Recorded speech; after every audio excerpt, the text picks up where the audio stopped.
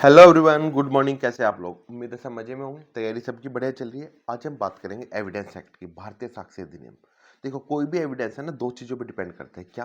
Relevancy पर, दूसरा admissibility पर। मतलब सुसंगतता पर और ग्राह्यता पर। सुसंगतता क्या है?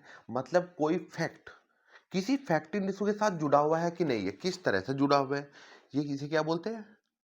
रिलीवेंसी। मतलब सुसंगतता कि कोई फैक्ट जुड़ा हुआ है कि नहीं है। क्योंकि सेक्शन 3 ने क्या बोला था? सेक्शन 3 क्या कहता है कि जो भी एविडेंस दिया जाएगा तो फैक्ट इन इशू का दिया जाएगा या रिलीवेंट फैक्ट का, इसके अलावा एविडेंस नहीं दे सकते। तो इसका मतलब अगर आप कोई भी एविडेंस कोर्ट में प्रेजेंट करना चाहते हो तो आपको पहले ये साबित करना पड़ेगा कि ये रिलीवेंट है।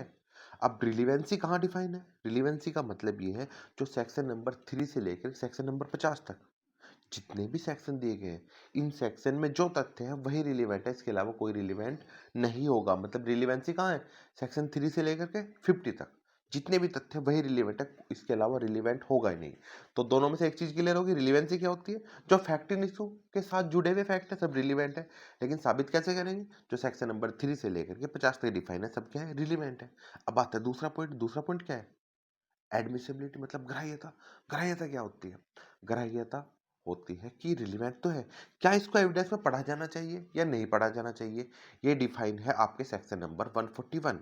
क्या कहते हैं कि कोर्ट डिसाइड करेगा, जज जो जज साहब बैठे हैं ना, पीठासीन अधिकारी, वो डिसाइड करेंगे कि रिलीवेंट तो है, क्या ये एडमिसिबल भी है या नहीं है।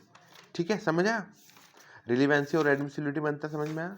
अब दूसरी बात ये आती है, एग्जाम में एक क्वेश्चन आता है, क्या रिलीवेंसी और एडमिसिबिलिटी एक ही चीज है या अलग अलग है?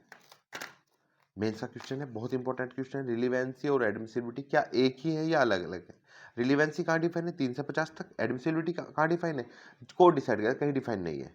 लेकिन किस सेक्शन में डिसाइड करेगा? 141 में। चलिए मिलते हैं जल्दी, ऐसे ही जानेंगे बाकी चीजें। केस का नाम है Ram Bihari versus state of Bihar. जिसने बताया था दोनों अलग अलग है भाई, ना तो एक समानार्थी है ना ही पूरक है। क्लियर है?